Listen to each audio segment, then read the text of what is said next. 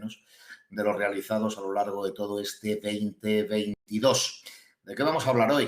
Pues vamos a hablar de estrategias de afrontamiento emocional en infancia y adolescencia.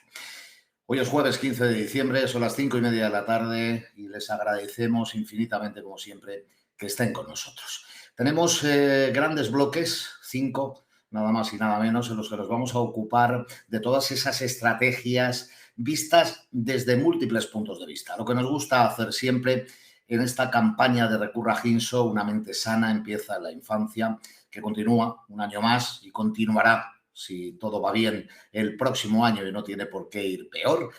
Y estaremos avanzando estrategias, nunca mejor dicho, en el tema de hoy también en breve.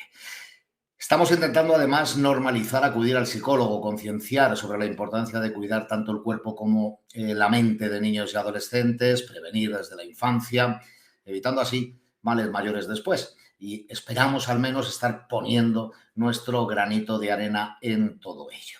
Este webinar en concreto, les decía, va a reflexionar sobre cómo desarrollar estrategias de ese afrontamiento emocional que protejan la salud mental desde edades tempranas y prevengan conductas violentas en niños, niñas y adolescentes. Además, se tratarán las demandas de atención psicológica más actuales y los retos en el cuidado de la salud mental infanto-juvenil. Es, les decía, el último webinar de los desarrollados a lo largo de esta campaña. Una mente sana empieza en la infancia de 2022. Y en el anterior ya reflexionamos sobre la importancia de cuidar esa salud mental y de fomentar el desarrollo de los jóvenes que residen en centros de protección de menores. De eso Ginso sabe mucho, desde luego. Y ahora, profesionales de Recurra Ginso, profesionales también del ámbito de la educación y la salud mental infanto-juvenil, van a reflexionar a partir de unos instantes sobre la importancia de introducir estrategias de afrontamiento emocional en ese proceso educativo de los más jóvenes. Un último apunte. No me voy a enrollar porque tenemos mucho contenido y lo importante es lo que nos van a contar los expertos. Para hacer más atractivo el debate, recuerden que pueden empezar ya a través del chat a enviar sus preguntas, tanto genéricas como a un ponente en particular, que van a ser contestadas a través del chat y en directo, bien por el equipo de Recurra o por los propios ponentes. Así que tranquilidad porque arrancamos. Arrancamos con lo que decía, 5 bloques y 8 ponentes.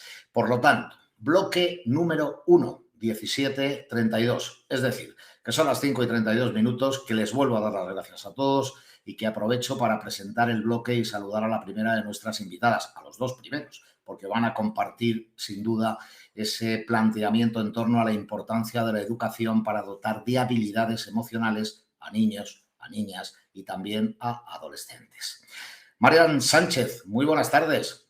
Ella es psicóloga sanitaria en el Centro Terapéutico Residencial Recurra Ginso, quien dedicará su ponencia a la relación entre el tipo de parentalidad y el estilo de afrontamiento emocional también de los hijos.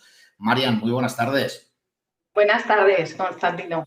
¿Está el centro tranquilo, Marian? De momento. No digo el centro de Madrid, que está muy iluminado, digo el centro del centro. Del centro del centro hablo, del centro del centro. Me alegra mucho saludarte. Compartes mesa con José Antonio Galiani. Hola, José Antonio, muy buenas tardes. Él es psicólogo sanitario, forense y director de centros psicosanitarios Galiani. Va a dedicar su ponencia a la educación de la conciencia como requisito esencial para el autocontrol. Galiani está en Sevilla. Le voy a preguntar también cómo está el centro, no de Sevilla, sino el suyo. Galiani, buenas tardes. Buenas tardes, Constantino. Hola, María. Bueno, pues el centro de Sevilla debe estar lleno de personas ahora mismo disfrutando de la Navidad y sobre todo con una temperatura muy buena que se nos ha quedado después de estas lluvias de todo esto. Seguro que sí, porque también haya llovido y han caído chuzos de punta, pero bueno era y necesario. Magnífico. Arrancamos con la primera de las mesas. Pues gracias, José Antonio. En un instante te saludo. Y Marian, es tu turno. Cuando quieras, ya sabes que dispones de 10 minutos para trasladarnos todas las cosas en torno a esa importancia de educación para dotar de habilidades emocionales a niños, niñas y adolescentes. Muchas gracias, Constantino. En primer lugar, gracias a todos por estar ahí esta tarde. Gracias a Ginso por la organización de esta webinar y, por supuesto, a Javier por la invitación en la participación de esta tarde. Bueno, yo cuando supe de la temática de esta webinar, lo primero que me vino a la cabeza por el trabajo que yo realizo con los adolescentes fue la importancia que tienen los padres en la educación, ¿no? de los hijos y en lo que ellos luego van a aprender a la hora de estrategias para afrontar las dificultades de la vida, ¿no? El estilo parental es muy importante.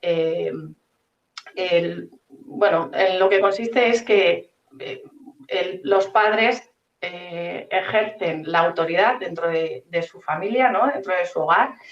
Y bueno, nos encontramos con una gran cantidad de padres que a veces deambulan un poco entre la permisividad más absoluta, o bien porque no saben, o bien porque han tirado la toalla, ¿no? En la educación de sus hijos, y el autoritarismo, que genera incluso muchos más conflictos dentro del hogar. Hay dos elementos clave a la hora de determinar cuál es el estilo parental de los padres, que serían la amabilidad y la firmeza. La firmeza entendida como el control y como la puesta de límites y normas, y la amabilidad con todo aquello que tiene que ver con las muestras de afecto y la comunicación. De esta manera, bueno, pues aparecen cuatro tipos de estilos parentales, que sería el estilo autoritario, el estilo permisivo, el estilo negligente o el democrático. Decir también que tan importante como el estilo que utilizan los padres es la percepción que tienen los hijos del estilo que están ejerciendo los padres, ¿vale? Que a veces no coincide unos con otros. De esta manera tenemos, bueno, como decimos, el estilo, en primer lugar, el estilo autoritario. Es un estilo que tiene un alto nivel de firmeza, es decir, de normas y límites, pero una baja amabilidad, es decir, baja comunicación y bajas muestras de afecto. Los padres, en este caso, se sienten cómodos o sienten que ejercen su labor como padres utilizando el castigo como forma de educación, y hay muy poca comunicación con los hijos. Hay muy poca posibilidad de que los hijos negocien con los padres en algún término. Entonces, ¿qué es lo que aprenden los hijos en este caso? Los hijos aprenden que el poder da derechos, que el adulto es el que decide y el que impone, y que todo viene impuesto. De esta manera han de obedecer para que se les quiera, es decir, si obedezco soy querido, si no obedezco soy castigado. Actúan en función de las recompensas que vengan después y aprenden como estrategia de afrontamiento la manipulación, ¿no? Como forma de conseguir lo que quieren. En este caso tienen dos opciones: o se rebelan ante los padres o muestran sumisión. ¿Qué les pasa a estos hijos? Bueno, pues que pueden desarrollar problemas a nivel emocional, tipo baja autoestima, baja confianza en sí mismos, baja autonomía, y se van a mostrar fácilmente irritables. A nivel social van a mostrar esta dificultad. A la larga, este ejercicio de control y de firmeza que ejercen estos padres pueden conseguir un distanciamiento familiar por parte de los hijos, una dependencia emocional o inseguridad e inmadurez. El segundo tipo de estilo parental sería el estilo permisivo. En este caso, los padres sí muestran más amabilidad con sus hijos, comunicación y muestras de afecto, pero ejercen un escaso control o supervisión sobre lo que hacen los hijos. Son padres, bueno, podríamos decir que es como la libertad sin control. En este caso son padres que a veces, por sobreprotección a los hijos, un poco por que ellos no sufran, ¿no?, las consecuencias o que no lo pasen mal, en definitiva, impiden que se frustren o que tomen conciencia de lo que están haciendo, en definitiva. ¿Qué es lo que aprenden aquí estos hijos? Pues aprenden que merecen un servicio o un trato especial por parte de los demás. Aprenden también que el amor significa que les cuiden a ellos, ¿no?, de una manera unidireccional. No es algo que tengo que dar para recibir, sino que yo merezco ese trato especial y que me cuiden. Aprenden también que las cosas son más importantes que las personas.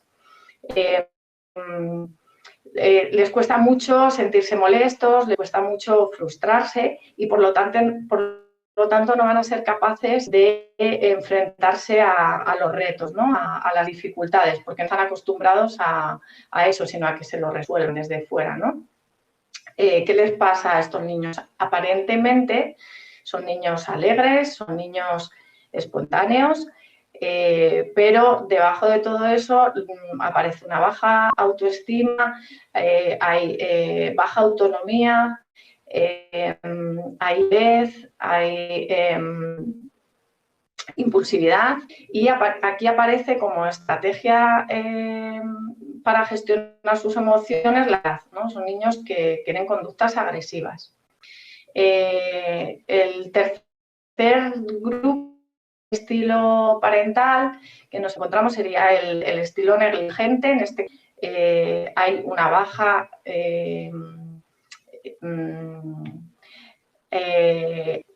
firmeza, perdón, hay una baja firmeza y baja amabilidad, es decir, no hay límites, no hay normas, el control es escaso y las muestras de afecto también.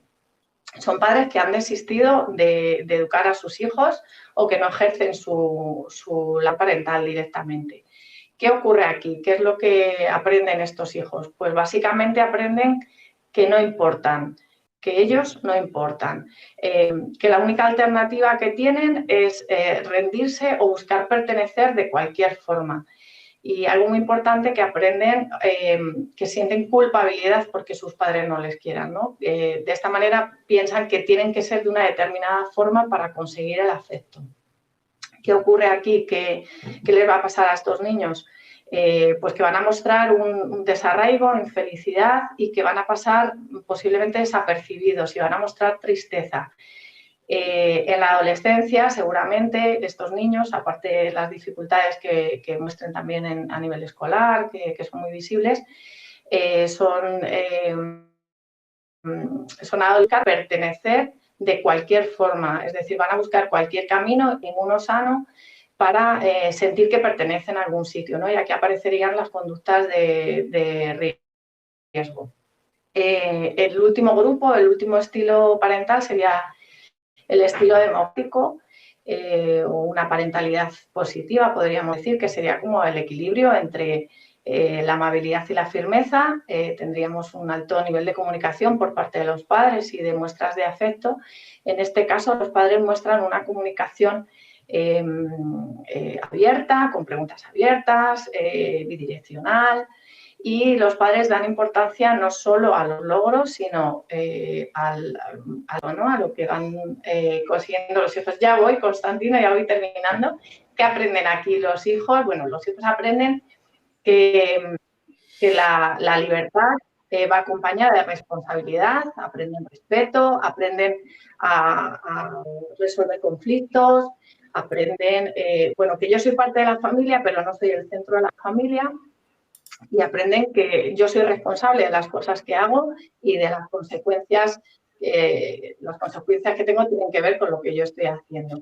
¿Cómo son estos chicos y estas chicas? Pues son chicos que tienen un alto o un buen nivel de autoestima, de autonomía, de iniciativa, son niños afectuosos y, bueno, por resumir, se entiende que el estilo parental que tenemos que un poco trabajar sería para que los niños tengan una base para luego desarrollar las estrategias de afrontamiento, ¿no? Y por terminar, decir una frase que leí el otro día que me parece que resume muy bien y que es interesante. En la adolescencia, la paciencia es un árbol de raíces amargas y los dulces. Entonces, con eso nos quedamos, ¿no? Con que hay que trabajar antes de llegar a las dificultades que vienen después, ¿no? Y con eso termino. Seguro que sí, María. Y además creo que has dibujado perfectamente los estilos. Sabemos, por lo tanto, lo que hay y estamos buscando herramientas que seguro que también estoy viendo que están entrando un montón de preguntas, Marian, que las traslado de inmediato. Así que sin más dilación me voy con José Antonio Galiani. Me marcho hasta Sevilla con 1, 2, 3. Te pido que 1, 2, 3 desaparezcas y me voy momentáneamente, claro, y saludo a Galiani, porque una vez dibujados esos estilos, Galiani, como les decía, va a dedicar esta ponencia a educación de la conciencia como requisito esencial. ¿Para qué? Para el autocontrol. Se dice pronto, pero se aplica con más dificultad, ¿no, Galiani? Su turno. Buenas tardes. Constantino, muchas gracias. Muchas gracias por la oportunidad que nos da desde el Centro Psicosanitario Galiani de poder contribuir bueno, un poco nuestra experiencia, ¿verdad?, a llevar a cabo una educación de la adolescencia. Mirad, esta pequeña charlita que os voy a dar forma parte de un taller que tenemos aquí en nuestro centro que se llama Cerebro en Reforma, perdonen las molestias. Es lo que entiendo que un adolescente genera en toda su proyecto o su proceso de adolescencia, ¿verdad? Un cerebro que está como en proceso, como haciéndose. Muchos padres, muchas madres, ¿verdad?, nos cuentan lo difícil que es este tema y nosotros lo hemos resumido con una frase que la leo textual y dice que entrar en la habitación de un adolescente es como ir al IKEA, ¿verdad? Porque entra uno para echar un vistazo y sale con 6 vasos, 2 platos, 4 toallas y un montón de calcetines. Entonces, a partir de aquí, bueno, ¿qué le falla al adolescente, ¿no? ¿Qué le falla al adolescente para que no pueda, diríamos, abstraer todo, introyectar todo lo que de una forma u otra los padres, los profesionales, etcétera, le estamos comentando? Bueno, pues yo creo que básicamente es que falta el primer escalón, que es la conciencia. La conciencia es básicamente la facultad que uno tiene de observarse a uno mismo. Es decir, es la capacidad, como aquí el conocimiento que un adolescente, que una persona tiene de su propia existencia. ¿Cuál es, bajo mi punto de vista, el error fundamental que hoy cometen los padres en general a la hora de educar a sus hijos? Pues el error fundamental es que actúan o hacen de conciencia de los adolescentes, negándoles, en este caso, la posibilidad de que ellos desarrollen la suya. Entonces, ese elemento, por decirlo así, de suplantación de los padres, de suplantación incluso a veces de la sociedad en general, de esa conciencia del adolescente, porque parece que no interesa que piensen, parece que interesan nada más que consuman, parecen que interesan nada más de una forma u otra que sean unos meros, diríamos, espectadores de la vida que le está llevando a cabo, es lo que entiendo en muchas ocasiones que les dificulta. ¿Qué ocurre también? Bueno, pues que en un momento determinado estos adolescentes lo que hacen es entregarse, ¿verdad?, a circunstancias y a propósitos que están ajenos a lo que entiendo que es la vida en general. La vida de un adolescente y en general de una persona cumple 2 propósitos. El primer propósito, el propósito primario, es el desarrollo del ser, el desarrollo de uno mismo, el estar de una forma u otra a lo largo de la vida en continuo y permanente aprendizaje. Y luego está el propósito secundario, que es de qué forma yo me nutro para generar ese aprendizaje. Lo dedico al estudio, lo dedico a la interpretación de determinadas cuestiones, lo dedico a un trabajo, lo dedico, etcétera, etcétera, etcétera. No es tan relevante como el propósito primario. Por lo tanto, lo más importante que tenemos que tener en cuenta es que la educación de la conciencia de un adolescente se genera desde pequeño, cuando nosotros, de una forma u otra, intentamos generar que el adolescente tome responsabilidad sobre su propia vida.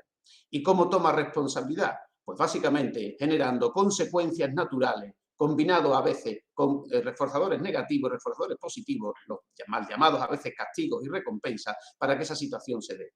Dejemos en ocasiones, cuando así pueda ser, que la vida sea, entre comillas, la sancionadora de esas acciones de ese niño, de esa persona. Los padres, temerosos de que sus hijos puedan generar un problema, lo que hacen es quitarle a la vida la oportunidad de poder enseñarle. Miren, se hizo un estudio en un paritorio, ¿verdad?, en un hospital donde ya se le entregaba a las madres y a los padres los niños y se les dijo, ya tienen ustedes un hijo en sus manos. ¿Qué creen que puede ocurrir en ese sentido? Bueno, pues los padres, ¿cómo quieren ustedes educarlo? Y los padres y las madres hablaban, bueno, de que tendrían que ser buenas personas, que tendrían que ser unos hombres de bien, unas mujeres de bien, que fueran felices, que no sufrieran. Pero ninguno dijo que el objetivo fundamental de una educación, de relación afectiva y emocional con sus hijos, era generarle independencia, autonomía, confianza, seguridad, autoestima y, por supuesto, responsabilidad. Y cuando un padre y una madre al nacer sus hijos no tienen en su cabeza ese tipo de objetivo, los elementos que lleva a cabo en su educación van en consonancia de la protección, del miedo, etcétera, etcétera.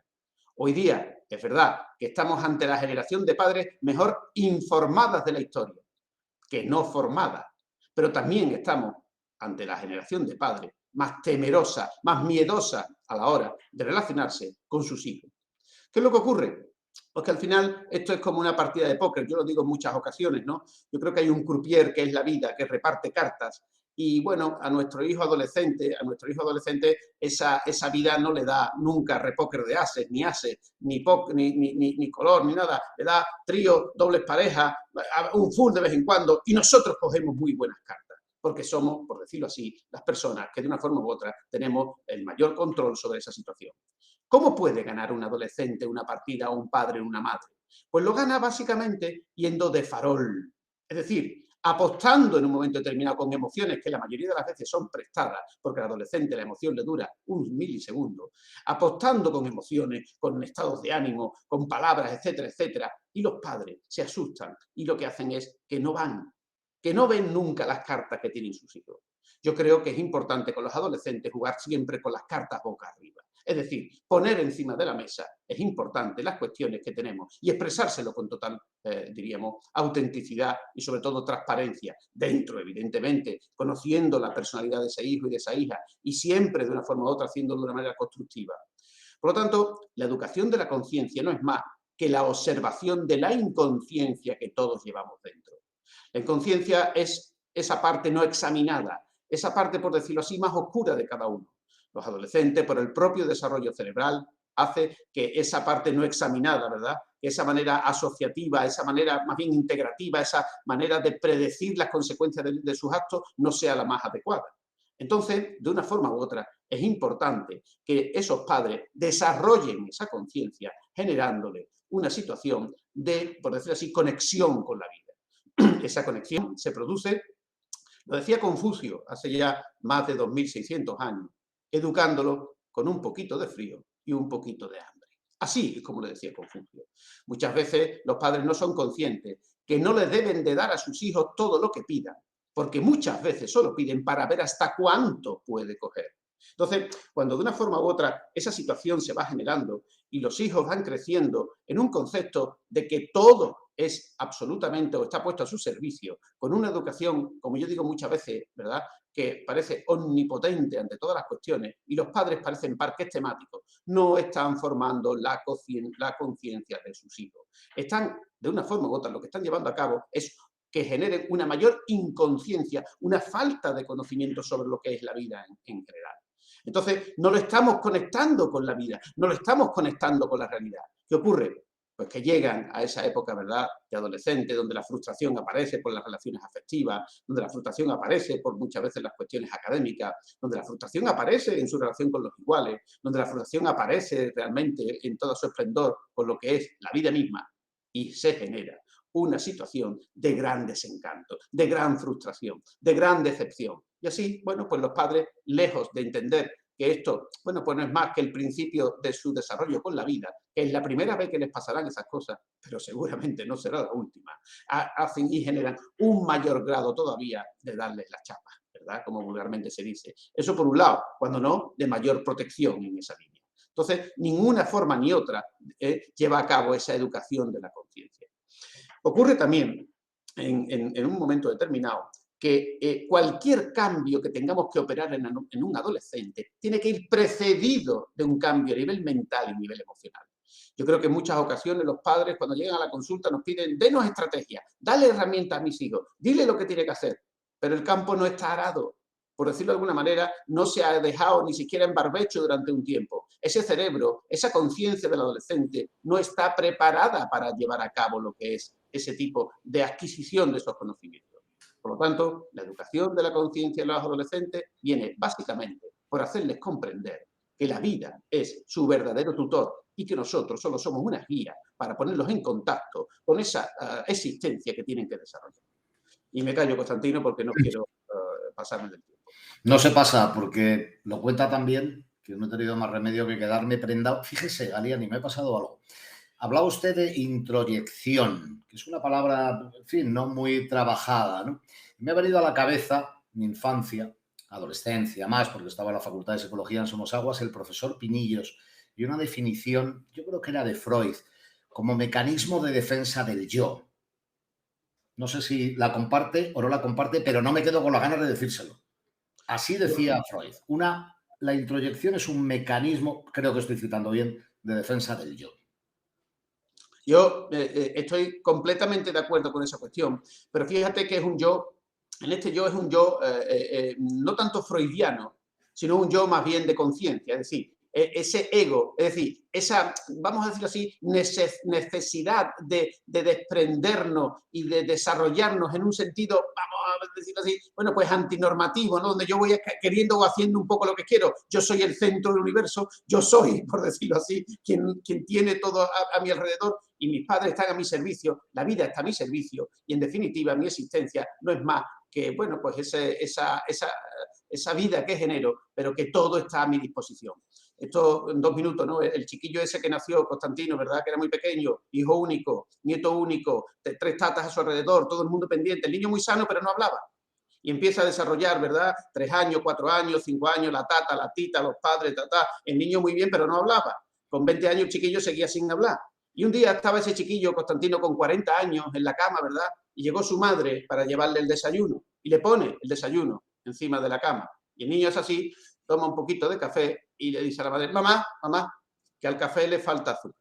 Dice, hombre, la madre dijo, ¿por qué hasta ahora no ha hablado? Dice, pues porque hasta ahora estaba todo perfecto, mamá. ¿Sabe usted por qué? Porque yo soy yo y mis circunstancias. Sin duda ninguna. Y faltaba azúcar, que era parte de las circunstancias. Marian Sánchez, vuelve con nosotros. Perdona, que me he enredado con Galiani, pero no le voy a dar ni un minuto de tiempo más que a ti, que por cierto, todo el mundo encantado con la exposición que nos has hecho sobre esos estilos, ¿no? Porque yo creo que has situado muy bien el momento en el que nos encontramos. Y me preguntan, estoy viendo aquí en el chat, ¿cómo pueden ayudar los padres a sus hijos en el aprendizaje de esas estrategias de afrontamiento? Bueno, pues yo creo que al hilo de lo que comentaba también José Antonio, que me ha encantado escucharle, por cierto, pues la familia, los padres, es el primer entorno donde los hijos aprenden y pueden practicar y equivocarse, ¿no? Que es lo que a veces les falta, equivocarse. Bueno, los padres pueden fomentar espacios de comunicación pues para que se dé el diálogo, ¿no? Los padres pueden en la familia marcar unas normas y unos límites que den seguridad a los hijos. Pueden pedirles opinión, incluso a veces dejarles elegir en pequeñas cosas, ¿no? Pero sí hacerles partícipes de algunas tomas de decisiones, ¿no? Ayudarles también a resolver conflictos, pero no a resolverles los conflictos, sino ayudarles y acompañarles y mostrarles cómo se pueden resolver algunos conflictos. Pueden ayudarles a darles responsabilidad en sus propias conductas, ¿no? Devolverles que lo que ellos hacen y ellos eligen lo que hacen tiene unas consecuencias y ellos son responsables, ¿no? de ellas. Pueden dedicarles tiempo en sus tareas, pueden, bueno, desalentar también todas las estrategias que sean, bueno, que no sean positivas o que sean negativas, la culpabilidad o cualquier estrategia de afrontamiento que utilicen que no sea positiva y alentar justamente las otras, ¿no? Yo creo que de los padres es fundamental. No sé Fíjese, si en esta línea, Marian, le preguntan a Galiani cómo podrían en un momento dado usarse herramientas o las que usted considera indispensables para tener una buena conciencia, lo que decíamos antes, de uno mismo. ¿Me preguntas a mí o le preguntas a María? No, a José Antonio Galiani, que es usted, en Sevilla. Vale, mira, claro, ¿sabes qué pasa, Constantino? Mira, yo creo que hoy día los padres a duras penas pueden gestionarse a sí mismos. Y eso complica mucho más la gestión de unos hijos en un mundo tan cambiante. Yo creo que hoy día solo hay una cuestión más difícil, que es ser adolescente y es ser un padre de un adolescente. Entonces, esas herramientas tienen que generarse en primer lugar porque sean los propios padres los que generen una autogestión de su regulación emocional, de su obsesividad, de sus filias, de sus fobias, que, repito, difícilmente pueden hacerlo en ese sentido. Por lo tanto, si queremos ayudar a nuestros adolescentes, es muy importante que ayudemos a sus modelos. Es muy importante que ayudemos a aquellas personas las cuales de una forma u otra son sus referencias. Y sobre todo hay un aspecto fundamental. Creo que en la adolescencia la educación grupal es potentísima.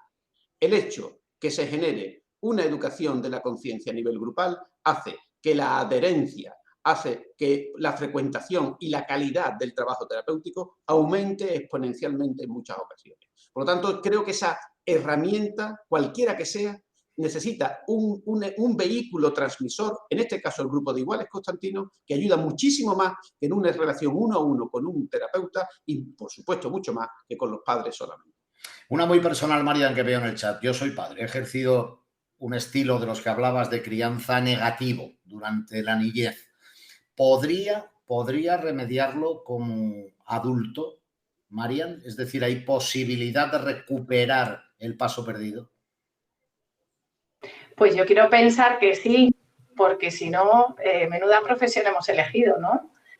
Yo quiero pensar que sí, que el trabajo en educación, en recuperar, o bien a través de estrategias más dirigidas a resolver el problema o más dirigidas a las emociones directamente, que se hace en terapia, ayuda, ¿no? Tanto a los padres como a los adolescentes o a los niños que llegan a la edad adulta.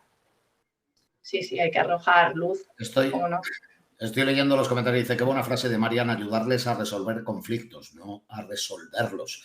Dice Patricia Sánchez, ¿no? Pues están hablando desde toda España. Ahora les cuento, bueno, España, Iberoamérica, en fin, hasta Australia. Estamos hoy con Sydney conectados también, que está muy bien. Última pregunta, última cuestión para José Antonio, que tenía aquí. Autocontrol, que yo le decía, se dice pronto, pero tiene dificultad, ¿no? ¿Qué beneficios presenta esa forma de activar y cómo el autocontrol? El primer beneficio que obtenemos es básicamente de nuestro entorno, es decir, generar una regulación, adaptarnos a una cierta circunstancia, va a hacer de una forma u otra que nos adaptemos mejor a nuestro entorno social, familiar, escolar, por supuesto de iguales, etcétera, etcétera. Entonces, en definitiva, el primer beneficio es la sensación de ajuste, de adaptación que generamos a esas circunstancias. Y eso al final repercute en nuestra autoestima, en nuestra seguridad, en nuestra confianza. En definitiva, en la idea de quién soy yo. Una persona que no tenga esa autorregulación, un adolescente que no genere, a mí la palabra autocontrol como que me gusta regular, me gusta más autogestión, porque controlar es un verbo humano, no lo tiene la vida. El verbo controlar no existe, es un artificio que los seres humanos hemos inventado para creer que tenemos una cierta sensación de seguridad sobre las cosas, pero la gestión es continua en ese sentido. Y sobre todo hacerles ver a los adolescentes que la incertidumbre es un elemento esencial no solo de lo que les pasa a ellos, sino de la vida en general.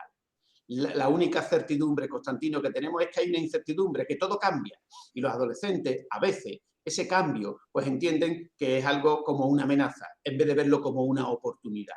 Por lo tanto, la autogestión, lo que les va a traer es una gestión de la incertidumbre, que es la característica esencial de la existencia, Constantino. La incertidumbre es constante en la vida y lo importante es aprender a gestionarla. Digo, por cerrar un poco el objeto de la mesa. Marian, muchísimas gracias por habernos acompañado y un beso en el centro. Gracias a vosotros. Y, señor Galiani, a disfrutar de Sevilla la Nuit, que ya le queda pronto, pero quédese con nosotros el resto del chat, que seguro que tiene preguntitas por ahí que se nos han quedado pendientes. Un abrazo. Muchísimas gracias. Son las 6:04 p.m. Voy a buscar a don Carlos Benedicto, que dirán ustedes, ¿quién es? Pues don Carlos es viejo conocido de la casa, es psicólogo sanitario, director del área de proyectos, estudios e innovación y coordinador técnico de centros en Ginso. ¿Qué nos va a contar? Pues básicamente nos va a preparar, o nos tiene preparada, una ponencia, también a lo largo de estos 10 minutos, sobre el papel de las emociones en la conducta violenta, de la que es su especialidad también, tiene otra, de menores infractores. Don Carlos, bienvenido. Hola, muy buenas tardes, Constantino. Muchísimas gracias por acompañarnos. Digo que es viejo conocido, pero sin embargo su juventud le delata, en fin, es un profesional curtido, pero como ven ustedes, muy, muy joven. Don Carlos, su turno, ahí le dejo. Muchísimas gracias, Constantino, sobre todo por lo de joven, que me ha hecho muchísima ilusión. O sea, menos mal que no está el currículum visible por ahí. Bueno, lo primero, por supuesto, agradecer a la entidad, a todos los compañeros que hacen posible que vayamos teniendo estas sesiones tan interesantes, estos webinars, que al final, bueno, con toda la ilusión se organizan un poco para fomentar el conocimiento, un poco intentar solventar algunas de las dudas que podemos tener todos los ciudadanos, los profesionales que nos dedicamos a la intervención con menores en la situación actual, que bueno, somos todos conocedores de las dificultades que tienen y que bueno, que tenemos que intentar sacar adelante, ¿no? Y transmitir una ilusión y una positividad en nuestro futuro, que son nuestros menores, ¿no? Que al final vemos todos los aspectos negativos, pero yo creo que son infinitamente mayores los positivos. Y claro, a mí en este papel encima me toca quizá la visión más compleja, más extrema, podríamos decir, dentro de las problemáticas de los adolescentes, que sería cuando ya hay una conflictividad social muy elevada, ¿no? Donde ya, pues lamentablemente, tiene que llegar a intervenir la justicia, ¿no? ¿Qué características hablábamos a nivel emocional o a nivel en esa gestión o mala gestión emocional pueden contribuir a las conductas delictivas? Obviamente, toda la esfera emocional es uno de los factores de riesgo que podemos encontrar, que mayor influencia, que mayor interacción puede ejercer con la conducta antisocial. Me ha gustado mucho la frase de José Antonio Galiani cuando hablaba de cerebros en obras, ¿no? Yo creo que eso también es importante a la hora de entender cómo son los procesos emocionales y cómo son las disfunciones emocionales que podemos encontrar en los adolescentes, porque muchas de ellas, por supuesto, que tienen que ver con procesos de maduración y de desarrollo propiamente cerebral, ¿no? A mí a veces me da cierta, bueno, no diría rabia tampoco, pero me genera cierta frustración profesional cuando muchos padres queremos que nuestros adolescentes lleguen a niveles que incluso biológicamente son complicados, ¿no? El desarrollo cerebral está ahí y es algo que se va madurando y que se va adquiriendo cronológicamente y que muchos de los problemas de los adolescentes, afortunadamente, la mayoría se curan con la edad. O sea, no hay mucho más, ¿no? Y en este caso sí que estamos en cuestiones que es verdad que en nuestros menores, cuando ya sus procesos de disfunción son mucho más elevados, estamos hablando ya de cuestiones de procesos de disfunción o de poca maduración, por ejemplo, en áreas del sistema límbico, de la amígdala, del córtex prefrontal, que pueden tener que ver con la mala identificación, con la mala gestión emocional, con el mal procesamiento emocional y con la mala planificación y gestión conductual asociada a esas emociones, que en el caso de los menores infractores, pues es obvio que pasa mucho más, ¿no? Estaremos hablando de una disregularización emocional bastante grave, ¿no? Habla también de la teoría de la mente, de dificultades en el córtex prefrontal, ventromedial, o sea, esa dificultad para tener una empatía cognitiva y afectiva que luego veremos un poco mejor, ¿no? Obviamente esa es una de las cuestiones que pueden influir en la disregularización emocional de los menores infractores, pero también, como ha señalado Marian, obviamente uno de los factores prioritarios y el primer factor de socialización relevante es la familia, ¿no? ¿Qué modelos de aprendizaje han tenido estos menores? ¿Qué modelos de transmisión de emociones, de protección, de incluso qué niveles de exposición, hechos traumáticos han tenido estos menores de cara a que se vean alterados los procesos de identificación y de regulación emocional, como así les pasa, ¿no? Obviamente son familias que, dicho de alguna manera, no van a ser ejemplares en este sentido, ¿no? ¿Qué características pueden tener estos chavales de una manera un poco más general? Nos encontramos con menores que tienen conflictos con las normas, con la ley, conflictos graves con las relaciones sociales. Uno de los factores importantes es los déficits que presentan para poder reconocer, identificar, evaluar o expresar, en primer lugar, sus propias emociones, ¿no? Es impresionante, pasa, yo creo que de una forma bastante generalizada en la adolescencia, pero en estos menores más todavía, la incapacidad que tienen para poder identificar, verbalizar las emociones o el repertorio emocional que tienen, ¿no? Cuando le preguntas a un adolescente hoy en día cómo se encuentra o qué emociones tiene, te va a hablar de dos, utilizando su lenguaje, que son rayado y no rayado. O sea, ya luego pueden calibrar un poquito más, me está rayando, no me rayes, estoy rayadísimo, etcétera, etcétera. Pero es difícil que salgan de ese lenguaje emocional tan limitado, ¿no? Tiende mucho a polarizar, tiende mucho a ver las cosas en blanco y negro, que todo lo más puedes llegar a que te digan que están bien o mal, punto. Probablemente además no hay más conversación, qué tal bien, qué tal mal. Hasta aquí hemos llegado.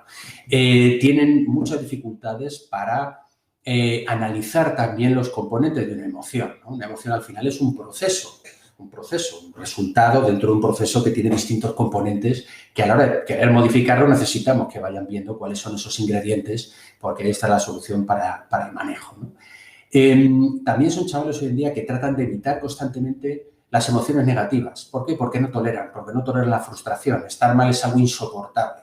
Hoy en día yo creo que lo peor, que la mayor frustración que hay y que mucha culpa tenemos los padres, por supuesto, es cuando tu hijo te dice, me aburro.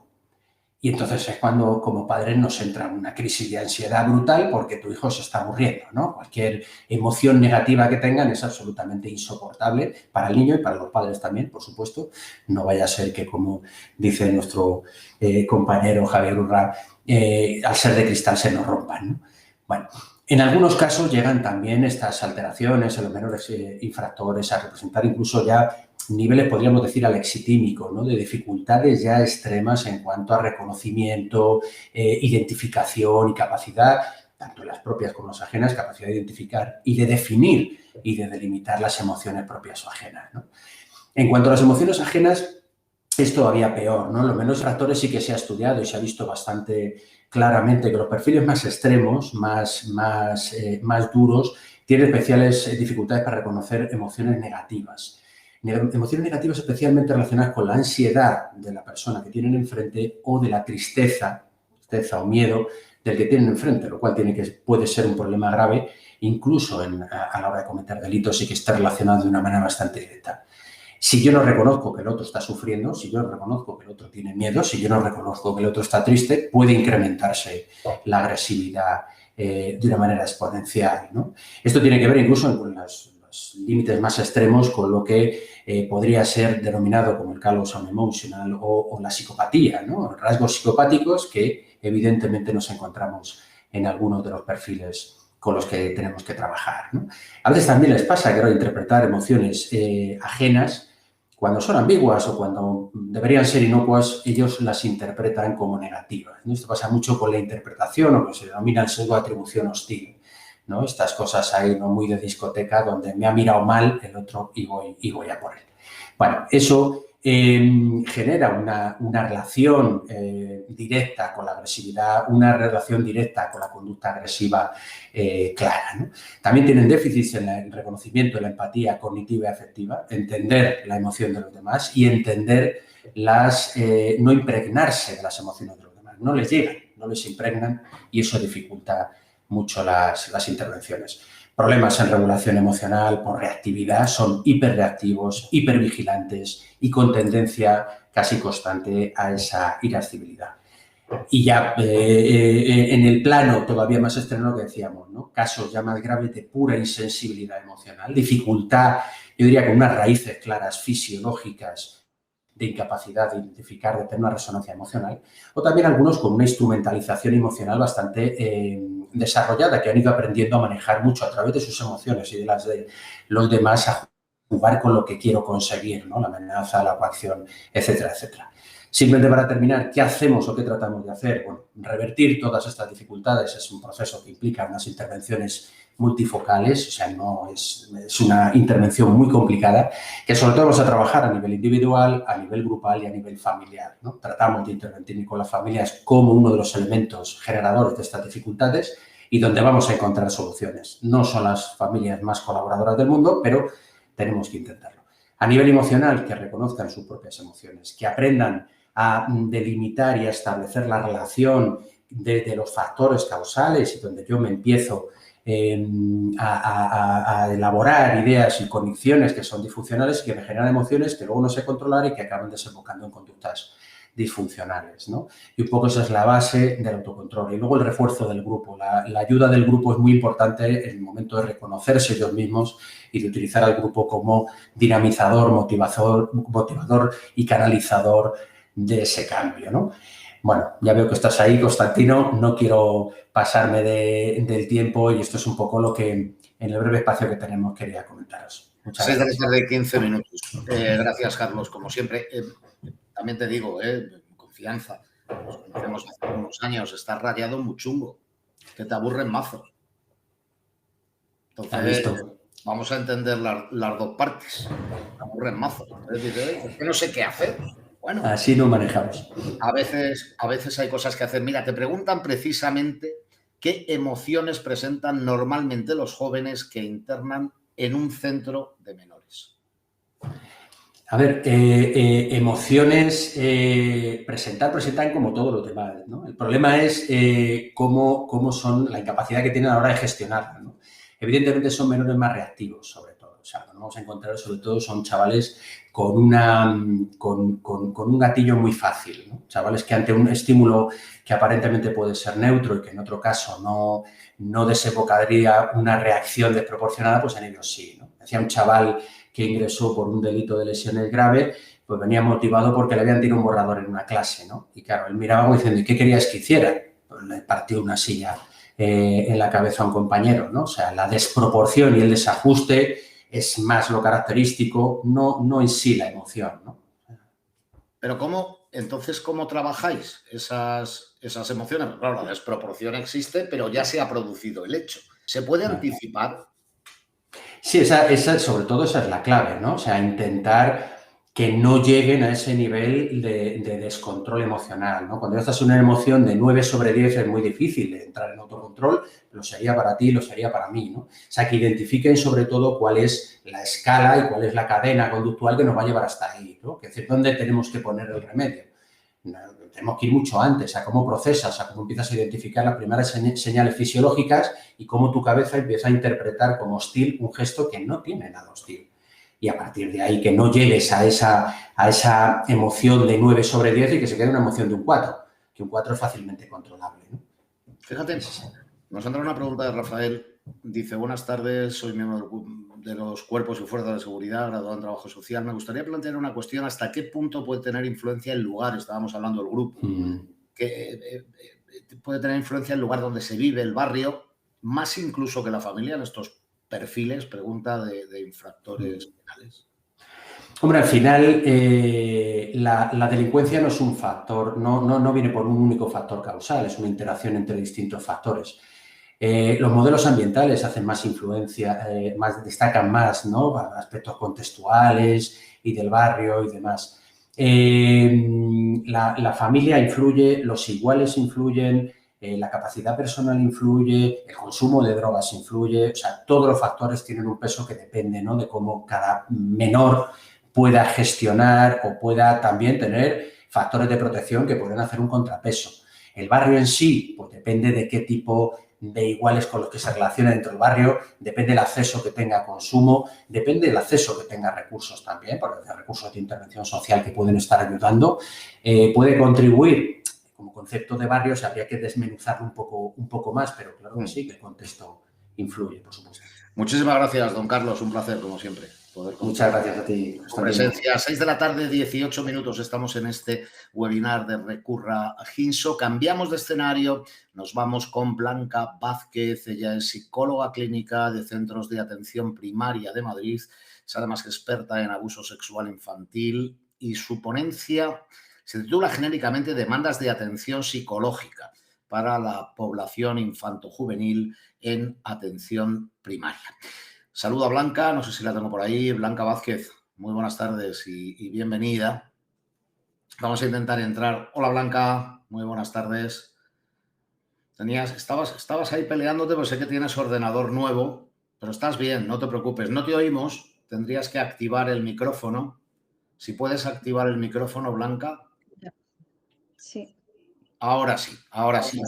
Ahora sí, bienvenida. Porque, claro, decía que el tema de la ponencia era este y cómo ha cambiado la situación en cuanto también a la atención psicológica de niños, de niñas, de adolescentes precisamente desde la pandemia. Me parece que nos muestres esa realidad. No sé si es dual o es la misma, pero seguro que en algo ha influido. Así que a partir de este momento, Blanca, tu turno y volvemos inmediatamente también con las preguntas que nos quieran plantear en el chat. Bienvenida.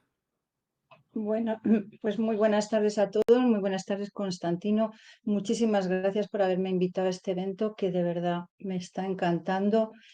Y me está dando un poquito de miedo porque habéis dicho unas cosas tan interesantes, pero me veo reflejada. Quiero decir, estoy pensando en los pacientes que yo estoy viendo y digo, al final a lo mejor es que vamos a tener una sociedad un poquito adolescente, ¿no? Todo este tema de la regulación emocional que es tan importante y que fundamentalmente es el que tratamos en atención primaria desde un punto de vista de precisamente prevención y promoción de la salud mental. ¿Podemos pasar las transparencias que había preparado? Muchas gracias. Bien, hablando de las demandas de atención psicológica para población infantil, fundamentalmente voy a comentar muy brevemente lo que es la atención primaria. Después veremos las demandas de atención psicológica en la atención primaria antes de marzo de 2020, justo coincidiendo con la eclosión de la pandemia, las demandas de atención psicológica en la atención primaria entre marzo de 2020 y septiembre de 2021 y la situación actual y retos para el futuro. En primer lugar, hay que entender que la atención primaria es la atención que tiene que ver con toda la sociedad. Es la atención, es el primer escalón, es el fundamento del sistema sanitario y fundamentalmente, según la OMS y según los tratados que el Estado español ha firmado, promueve y previene la salud en todos los órdenes. Fundamentalmente se basa en la proximidad, en el tratamiento de todo el grupo comunitario, en la familia y también hablamos de longitudinalidad, es decir, que estaríamos hablando del tratamiento de la persona a lo largo del tiempo.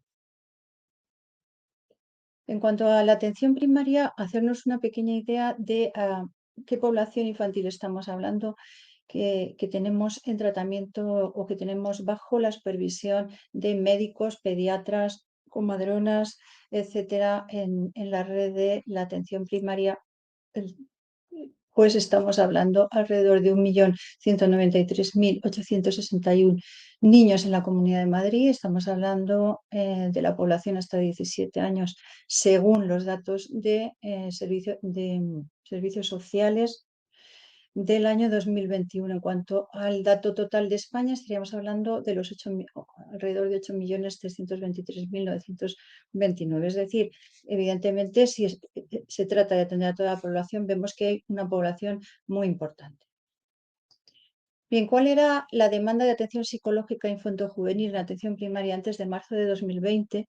Pues realmente, hablando de la Comunidad de Madrid, no había ninguna, porque en ese estamento primario no había atención para los menores de 18 años, simplemente había atención para los mayores de 18 años dentro de un programa de atención a adultos de terapia cognitivo-conductual grupal. ¿Qué es lo que sucede a partir de la eclosión de la pandemia? Bueno, automáticamente toda la cartera de servicios, es decir, todas las funciones de todos los que integran el centro de salud, que son psicólogos, médicos, pediatras, matronas, trabajador social, fisioterapeutas, odontólogos, etcétera, quedan en suspenso, quedan clausuradas por la propia situación de pandemia, y en ese momento lo que ocurre es un fenómeno de que al abandonar esas tareas que teníamos encomendadas tradicionalmente, nuestra cartera de servicios, nuestra tarea específica, lo que empieza es haber un trabajo en equipo realmente, que ese trabajo en equipo precisamente es muy vocacional dentro de los centros de salud, dentro de la atención primaria, porque la atención primaria se compone de muchos profesionales, y entonces ese equipo, una vez abandonada su cartera de servicios, es decir, su objetivo habitual, lo que hace es dar respuesta a las demandas naturales, a las demandas urgentes, las demandas que hace la población en una situación de emergencia. No tenemos estadísticas de qué supuso esto en la intervención del psicólogo, es decir, cuántos psicólogos ni en qué cantidad de niños, cuántos niños fueron realmente vistos por los psicólogos en la Comunidad de Madrid en este espacio de tiempo, pero sí tenemos este dato que la intervención de los psicólogos en la atención primaria en la Comunidad de Madrid durante el año 2020 ascendió un 48% respecto al 2019, teniendo en cuenta que toda la intervención del psicólogo en atención primaria dentro de la Comunidad de Madrid viene mediada por la derivación de otros profesionales. Es decir, nosotros hasta la fecha no tenemos, como otras unidades de atención específica, la posibilidad de que el ciudadano se cite directamente con nosotros. Es decir, que los profesionales que trabajaban con nosotros, remitiéndonos al anterior en equipo, nos estaban remitiendo al menos el 50% más de personas a consulta. ¿Qué es lo que hicimos? Pues igual que el resto de los profesionales, hicimos terapia individual, visitas individuales. En principio era una atención telefónica que se va transformando en atención presencial hasta septiembre de 2021, en que volvemos a tener la misma cartera de servicios que antes de la pandemia.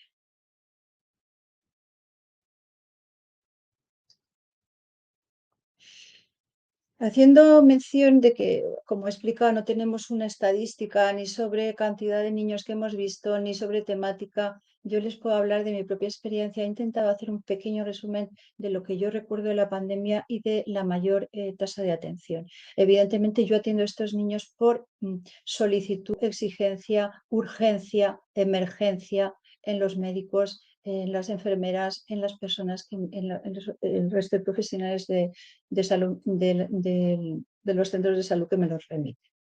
En primer lugar, habría que hacer mención de niños que se ven sujetos a temores, ideas extravagantes sobre la propia pandemia. Es decir, ideas que hay que delimitar si hay un delirio o no hay un delirio. En todo caso, tiene mucha influencia el confinamiento, es decir, la situación de incertidumbre para la que posiblemente los padres y abuelos no estábamos muy preparados, pero los niños aún menos, y sobre todo a la influencia de las redes sociales. Las redes sociales y la cantidad y cantidad de noticias a los que fuimos sometidos en los primeros momentos de la pandemia, que es una variable que se ha demostrado que tiene relación con la cantidad de ansiedad, depresión que se provoca en todo tipo de población, pero más en la población juvenil y en la adultez temprana, más que en las personas que tenían más edad, posiblemente porque las personas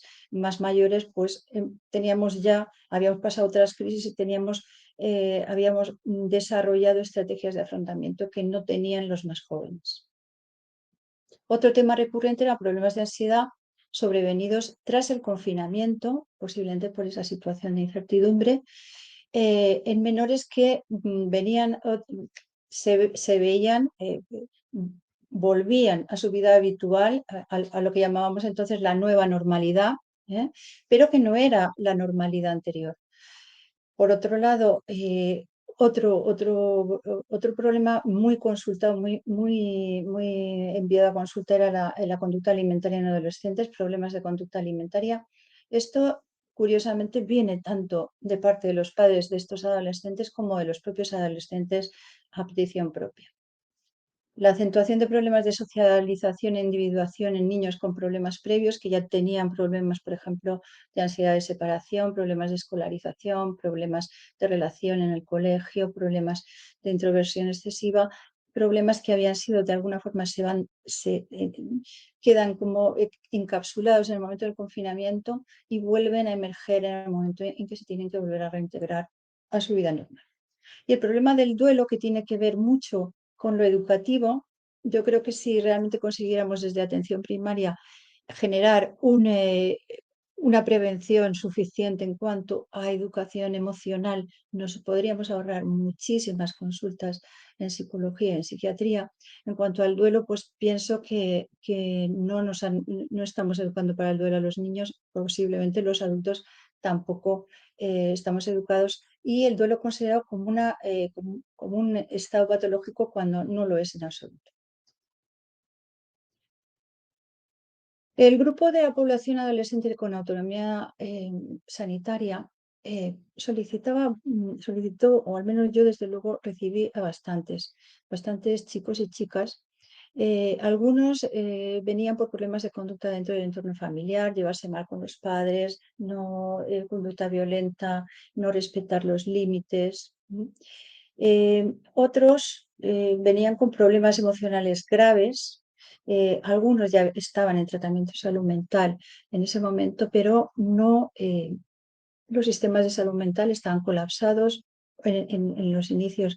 En los primeros días tampoco estaban operativos. Entonces nosotros lo que hacemos desde primaria es aportar un acercamiento multidisciplinar, ya digo siempre en conjunto con todos los miembros del equipo, en cuanto a la prevención del suicidio, en cuanto al seguimiento de estos menores y en cuanto a derivación a urgencias psiquiátricas, si así era necesario.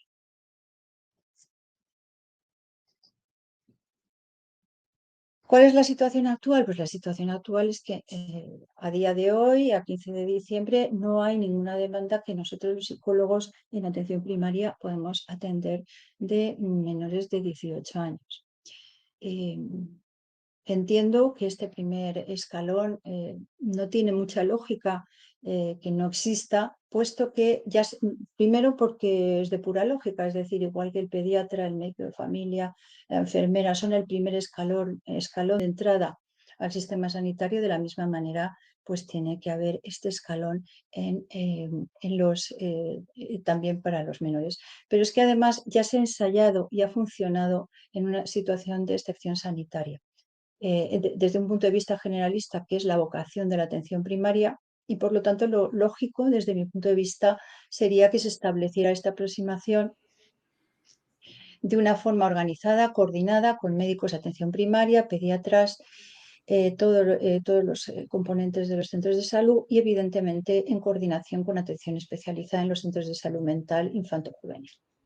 Aquí, evidentemente, el papel del psicólogo clínico, que es el único miembro especialista en salud mental que existe en un centro de atención primaria, sería el de cribado y diagnóstico inicial.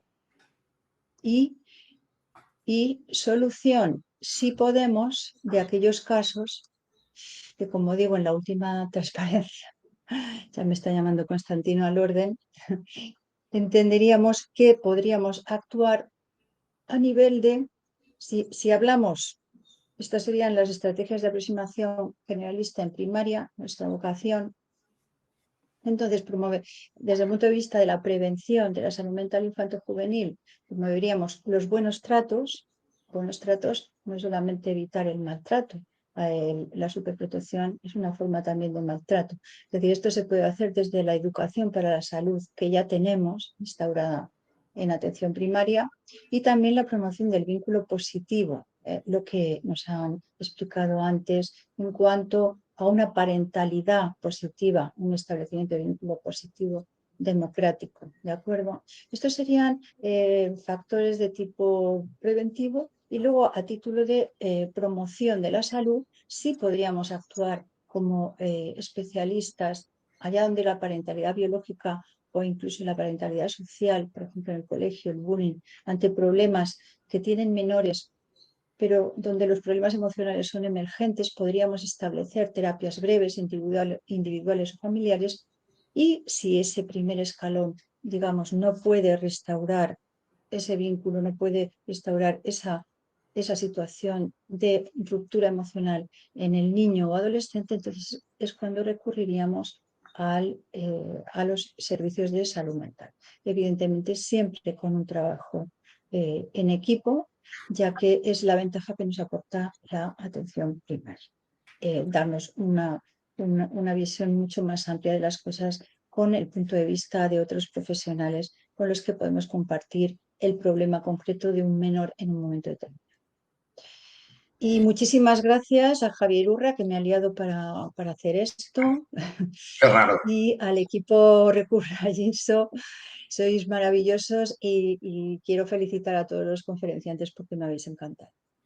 Blanca, eso dicen también quienes están hoy conectados, ¿no? Desde todas las partes del globo terráqueo. Hoy estamos viendo que tenemos Perú, que tenemos Lima, que es la capital, por otra parte, que tenemos también Sydney, os decía, que tenemos México, pero que tenemos Terrassa, Teruel, Valencia, Bilbao, en fin, Almería. Bueno, estamos repartidos y, por supuesto, Madrid. Naturalmente, faltaría más. Pero es que has monopolizado una pregunta que es la primera que te tengo que hacer. A la vista de lo que cuenta Blanca, ¿es necesario el refuerzo de psicólogos, primer contacto, entiendo, en esa atención primaria en Madrid? Si no queremos saturar los servicios de salud mental infanto-juvenil, en mi opinión está clarísimo. O sea, si falla la primaria, falla el Sistema Nacional de Salud. Está clarísimo. Tenemos que poner ahí hay muchos casos que son leves, que son moderados, que son razonablemente tratables por un clínico y nosotros estamos ahí, nosotros somos especialistas en psicología clínica, podemos atender esa demanda específica. ¿Cuál es el procedimiento? Ya sé que posiblemente todos los que nos están viendo lo saben, que se lleva a cabo en esa atención primaria hasta derivar al paciente a la consulta psicológica, ¿no? Porque hoy nos pasa mucho tiempo, es demasiado, en fin. Sí, bueno, actualmente yo te puedo contar el caso de Madrid, siempre pasan por el médico o la enfermera. El médico o la enfermera realizan la derivación previo, ver a ese paciente, pasar un protocolo y después nos lo derivan a nosotros, nos lo citan, nosotros lo vemos y si cumple una serie de criterios lo situamos dentro de una terapia, dentro de unas terapias de grupo.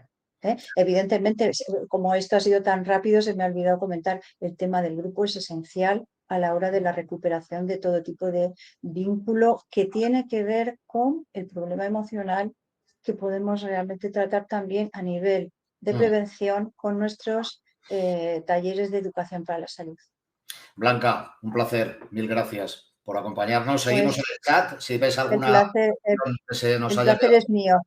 tuya es. Gracias, Blanca, y un saludo. Vale. Son las 6 de la tarde y 37 minutos y me quiero ir al Hospital de Referencia de Madrid, yo creo que también en salud infanto-juvenil, que no es otro que el Hospital Infantil del Niño Jesús.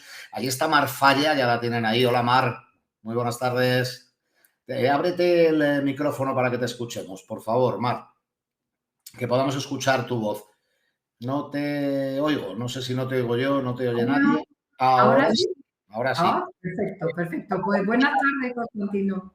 Mar, es como cuando llegas al hospital y abres la puerta, ¿te acuerdas? Y ya entras. Sí. Si no la abres, pues plas, chocamos y no nos oímos. Es médico especialista en psiquiatría de la infancia y adolescencia, psicoterapeuta, jefa de la sección de psiquiatría de este hospital querido, el Hospital Infantil Niño Jesús.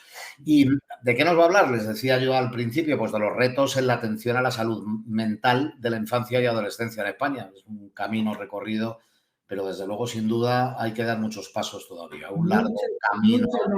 Mucho nos queda, sí, es cierto. Así que cálcese las deportivas. Muy bien. A partir de este momento tiene usted 10 minutos. Perfecto. Gracias. Muchas gracias. En primer lugar, mi agradecimiento a Javier Urra y a todo ese magnífico equipo de Recurra Kinson. Yo les había preparado unas diapositivas que no sé si las ven ahora. Un momentito, creo que ahora me la van a poner, perfecto.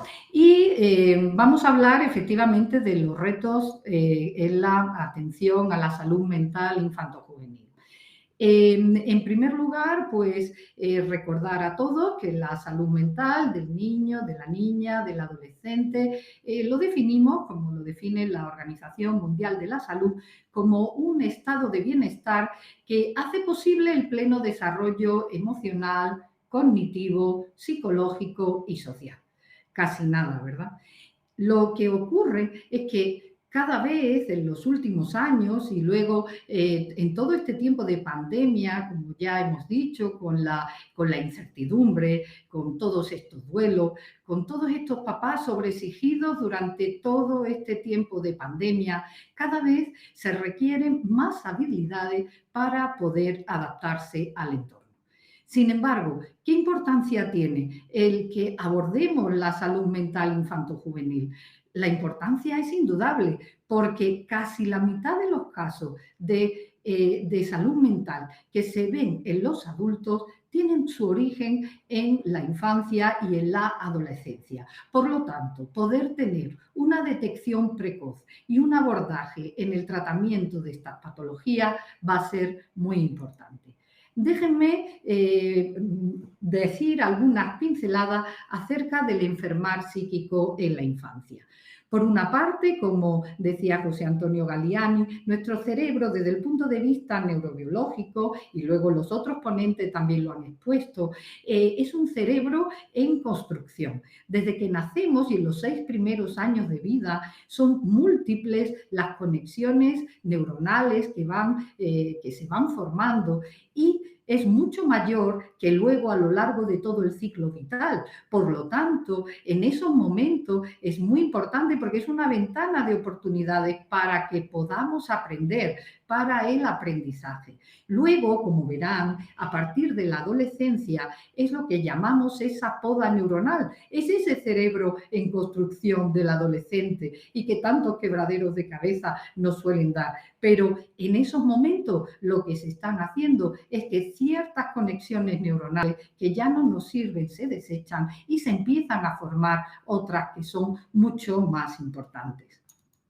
Por otra parte, quisiera decirles la importancia, como también se ha dicho a lo largo de esta tarde, de la interacción entre lo que es la biología, la genética y el ambiente. Es importantísimo. Todo influye, todos los aspectos, pero desde el inicio de la concepción, ese vínculo que se tienen con los cuidadores principales, el cómo somos cada uno de nosotros desde los aspectos biológicos, pero también ese ambiente familiar, académico, social, va a influir también en la genética, de tal manera que está toda esta parte de la epigenética que puede hacer que los genes se expresen, se silencien o bien muten.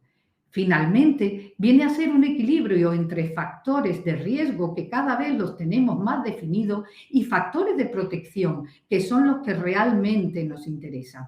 Esa elevada autoestima, ese buen soporte familiar, social, escolar, esa buena accesibilidad a los servicios de salud mental infanto-juvenil o esa continuidad en el tratamiento, y que justamente en todos aquellos programas para la prevención primaria y en la promoción de la salud mental tendrían que estar en primer plano. ¿Qué ha ocurrido durante la pandemia? Estos titulares de periódicos que he ido recogiendo aquí nos han puesto en evidencia que durante la pandemia ha sido un aumento espectacular de toda la atención que se ha tenido que tener a la salud mental infanto-juvenil. Se disparan los casos un 40%, aumentan los casos de los trastornos de conducta alimentaria, en las urgencias también aumentan más de la mitad. Bueno, ¿cuáles serían los datos que yo puedo proporcionar desde nuestro servicio de psiquiatría y psicología del Hospital Niño Jesús? Si me permiten, en este análisis de nuestra actividad asistencial, si lo miran con detenimiento, podrán ver que ya antes de la pandemia había habido un incremento de la demanda de la atención a la salud mental, pero desde la hospitalización. Quiere decirse que eran trastornos mentales graves, ya habían aumentado. Y lo que vimos es que luego, durante esos años 20 y 21, como ven aquí, ha habido un aumento desde el 2018 al 2020 de un 33% de incremento de ingresos. Pero nos llamó también la atención que, sobre todo, había incrementado en un 49% la hospitalización de niños y niñas menores de 12 años y habían incrementado, con lo cual significa que es un reto más que tenemos que ir avanzando en ello. Por otra parte, Si nos vamos a las urgencias, también podemos ver aquí cómo del 2019 al 2021 han ido aumentando, pero nada más y nada menos que un 105%. La edad media que hemos atendido es de 13 años y el motivo de urgencia más frecuente ha sido sobre riesgo suicida y trastornos alimentarios, pero con algo que nos preocupaba mucho, que cada vez habiendo una mayor hiperfrecuentación, entendiendo por ella más de 5 visitas. Entonces, estos principales problemas, como hemos dicho, conductas autolíticas, trastorno del comportamiento alimentario, trastornos afectivos, trastornos de conducta con el uso, abuso de sustancias, de nuevas tecnologías y otras patologías al respecto. Quisiera decir que la red asistencial de la salud mental infanto-juvenil se debe basar o se debería basar en un modelo de continuidad de cuidado. Blanca ya nos ha dicho la atención primaria, importantísimo, pero junto al ámbito educativo y social, mientras antes empecemos será mucho mejor. Recordemos esa primera diapositiva en que a las primeras edades de 0 a 6 años, cómo es esa multiplicación de conexiones, cómo ese aprendizaje es mucho mayor y cómo puede ser esa ventana de oportunidades. Luego estarían en un nivel 2 los centros de salud mental infanto-juveniles y a un nivel 3, que es en el que estamos nosotros, lo que sería la hospitalización, junto con los hospitales de día, las unidades de hospitalización breve, la unidad de hospitalización domiciliaria, que es un nuevo reto, un nuevo programa que hemos puesto en marcha en julio del 2021 y que nos está dando muy buenos resultados. Y también todo lo que tiene que ver y que recurra a Hinso sabe tanto sobre unidades residenciales también y de media estancia. Aquí unas fotografías de lo que sería la unidad de hospitalización, de hospitales de día y aquí lo que sería ya una hospitalización domiciliaria que es trasladar al propio domicilio siendo mucho más humanizado, más ecológico y siendo una atención de rango hospitalario, pero en el propio domicilio que yo creo que irán hacia ahí también los nuevos retos y la nueva atención. ¿Cómo abordar estos problemas desde el punto de vista clínico? Pues la atención a niños y adolescentes con patología mental compleja ha de ser integral, interdisciplinar, poniendo la familia, trabajando muchísimo con las familias y el paciente y la familia en el centro. Es importante que hagamos las intervenciones terapéuticas, pero con evidencia científica. Aquí no vale todo. Aquí tenemos que hacerlo lo mejor que sepamos y con la evidencia científica que avale esas intervenciones terapéuticas que estemos haciendo. Con un modelo de continuidad de cuidado, porque son procesos de mayor intensidad de tratamiento a menor intensidad de tratamiento según la clínica. Si la clínica es más grave, iremos a niveles mayores de tratamiento, recursos residenciales, hospitalización. Si es un nivel intermedio, trabajo importantísimo. Yo soy una gran defensora, todos los que me conocen, de los hospitales de día, creo mucho en todos esos modelos. Y también importantísimo la atención ambulatoria, que se puede hacer de una manera más intensiva. Y organizado, por supuesto, en unidades asistenciales y funcionales. ¿En qué medida estos problemas pues, pueden acabar en patología clínica? ¿No? Nos podíamos preguntar ¿y qué hay que hacer? ¿Cuál es el papel de cada uno? Pues aquí todos somos agentes sanitarios. Y es importantísimo, y mientras antes empecemos mejor, y es importantísimo pues desde la promoción y la prevención de la salud, importantísimo, desde todos los ámbitos, el ámbito familiar, el ámbito escolar. En el colegio tenemos un medio magnífico para poder trabajar y promocionar y hacer prevención de la salud con todos los profesores, los profesionales de atención primaria, por supuesto. Yo soy una gran partidaria que a todos los niveles de atención primaria y las consultas también de pediatría pudiéramos tener psicólogos infanto-juveniles adscritos. He de decir que desde agosto del 2021 ya la especialidad de psiquiatría de la infancia y la adolescencia ya ha sido reconocida, con lo cual eso también va a ser importante a la hora de poder tener estos programas de formación.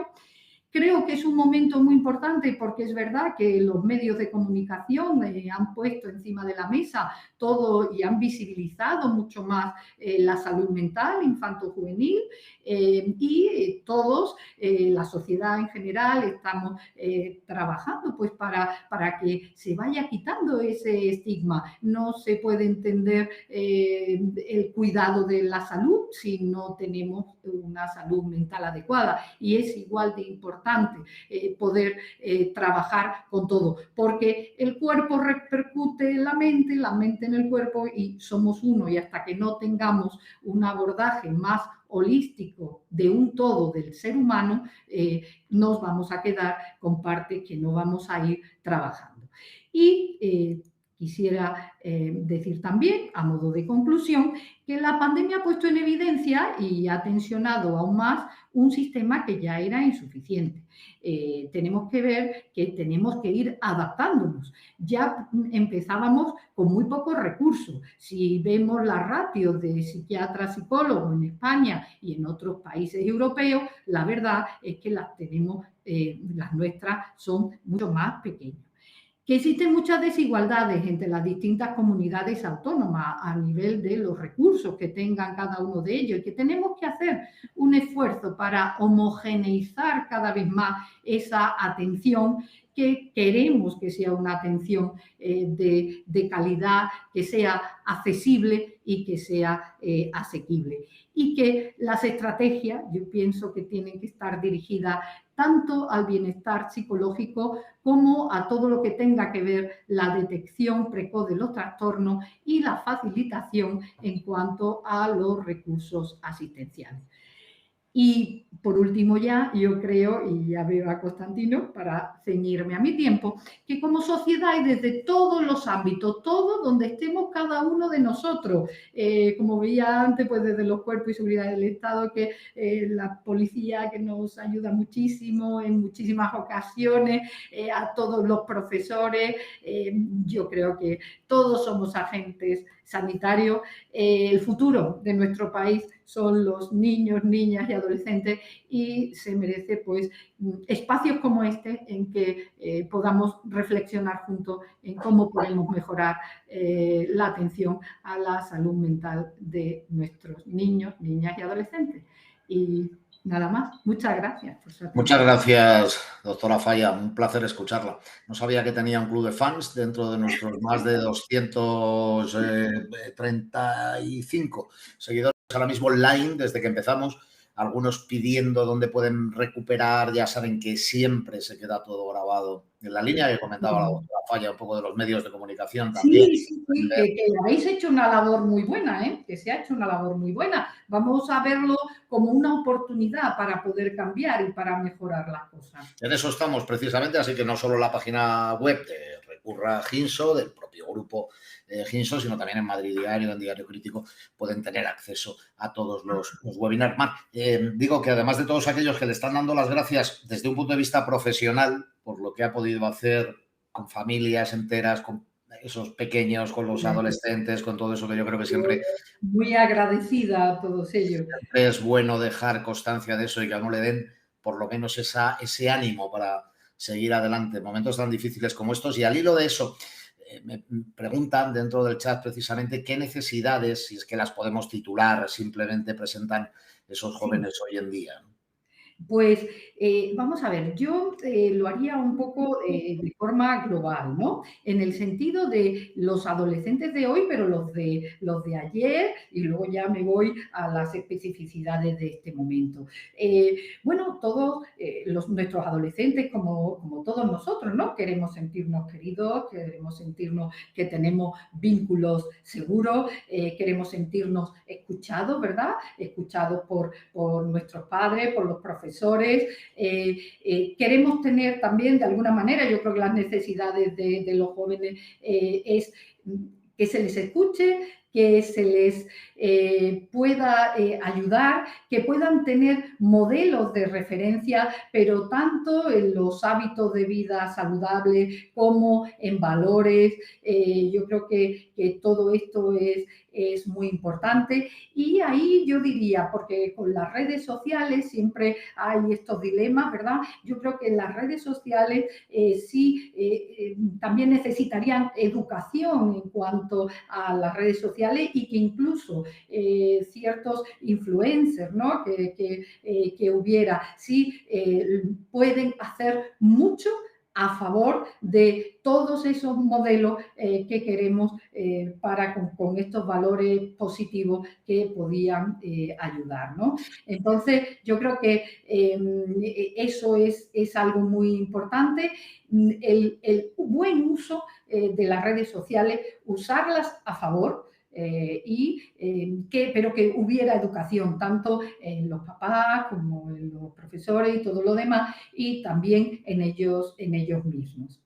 Pero está claro que la comunicación es muy importante, saber que tienen a unos padres que están disponibles, que aunque ellos estén con su cerebro en construcción y esto yo me rayo, no me rayo, y déjame en paz, que eres muy pesada o muy pesado, y yo digo, hay que dejarlo, hay que dejarle su espacio, pero ellos tienen que saber que aquí nos tienen, que estamos disponibles, que en el momento que quieran, aquí estamos, porque nos importa y queremos ayudarles lo que podamos, pero también dentro de esa autonomía y que ellos puedan también incluso tener sus propios errores. Doctora Falla, a mí me da la sensación que os tenemos la mazo escucharles, ¿eh? Y si luego ya consigue poder intervenir y ayudarles, estupendo.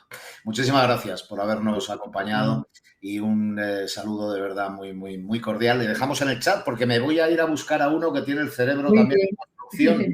Muchas gracias. Que es don Javier Urra, voy a ir a buscarle, que tiene el cerebro también ahí en construcción y que debe estar por ahí, porque es que como no para de escribir libros y de hacer... Creo que es uno de los más prolijos autores de nuestro país, iba a decir, pero posiblemente de toda la Comunidad Europea y del resto del mundo. Y ahí le ven, luce mostacho blanco, y vamos a ver si conseguimos que sus conexiones sean buenas, que es algo que con él no crean que es fácil. Señor Urra, 6:56. Y a partir de ahora, este es su turno y su tiempo. No le he oído hablar, salúdeme. Muy buenas tardes, mi querido amigo Constantino Mediavilla. A ver si no le oímos, a ver si no le oímos. Oh, son las 5:56 en Canarias. Eso y, sí.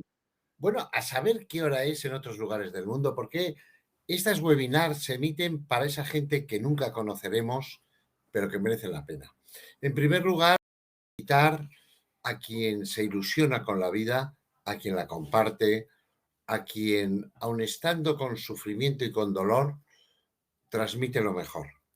Y me refiero a alguien más que un presentador o que un periodista, y a alguien más que un amigo.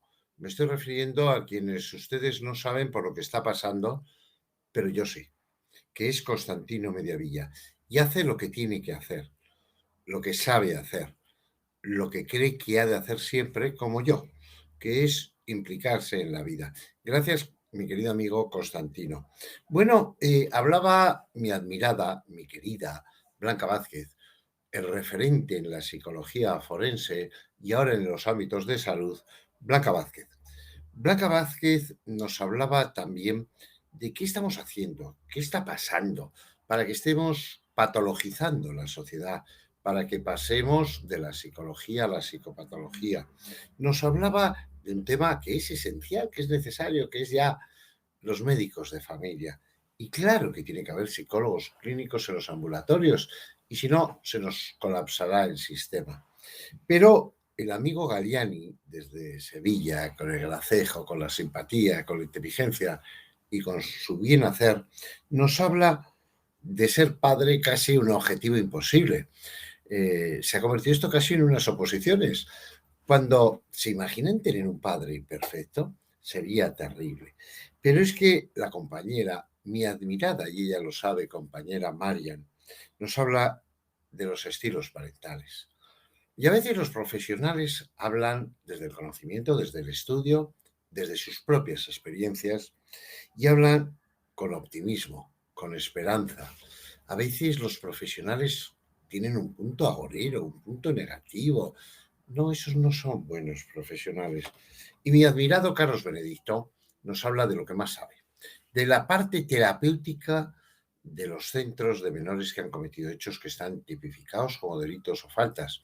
¿Cuántos chicos que cometen hechos a veces abominables realmente tienen patología? ¿Cuántas personas que están en prisión requerirían un tratamiento de otro tipo, mucho más de salud mental? Y la querida Mar Falla. Y digo querida Mar Falla porque es una magnífica psiquiatra. En un hospital, lo decía el amigo Constantino, referente, el Niño Jesús.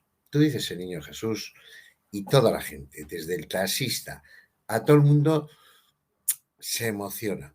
Y esa es Mar Falla, una estupenda profesional, pero no la vamos a valorar por eso. La vamos a valorar por esa persona que llega, que se vincula, que genera apego con el niño, con el adolescente, con el joven. Esa es parte más allá de la vocación y de la profesión. Quería dar las gracias a todos los que estáis y a los que no se ven, a Alicia Santos, a Cristina. Estrategias de afrontamiento emocional será la última webinar del 2022, pero estamos esperanzados en empezar en el 2023. Dice Alfredo Santos: Javier, estás absolutamente adicto a las webinars. Y es que más de 800 personas, muchos de ellos expertos, siguen esta webinar en directo. ¿Cuántos más en el futuro? ¡Qué gran labor! ¿Cuánto aprendemos? Por lo tanto, estrategia de afrontamiento emocional. Ayer, junto al buen amigo Celso Arango, responsable de psiquiatría del Gregorio Marañón, y que ha recogido, como solo sabe hacer, Madrid Diario, transmitíamos un criterio. Se hace diagnósticos a los niños, pero la patología muchas veces es social. De falta de autoritas, de estar todo el día con la cocaína, de ser corrupto, de pagar para tener sexo, de confundir el amor con el sexo, de violentar a la persona que dices querer. Y al final, los niños, nuestros niños, son las víctimas. Y hoy, una mujer, o un brote psicótico, o un problema de custodia, una mujer de las fuerzas de seguridad, una guardia civil, ha disparado con su arma reglamentaria y ha matado a sus hijas de 11 y 9 años para después suicidarse. Y es labor de los psicólogos forenses concretar si es un suicidio ampliado o nace del rencor y del odio. Así somos los seres humanos. Pero quienes son ponentes hoy, quienes lo han escuchado, sabemos que somos el niño que fuimos. Solo me cabe dar las gracias, desearos las mejores fechas, esperar al 2023 y dar la palabra a una magnífica psicóloga, a una estupenda hija que se llama Beatriz Urra y que le ha dado la tarjeta de presentación Mar Falla. La importancia de los hospitales de día, como los que Ginso, con gran reto, con gran apuesta económica, pone en marcha, siendo que hace 12 años creamos Recurra Ginso y nació el Centro Terapéutico Residencial en Brea de Tajo. Después, una clínica ambulatoria en Corazón de María. Ahora en la calle Roncesvalles 2 y enfrente del Retiro, el Hospital de Día Retiro. Y este es buen nombre para que yo me retire.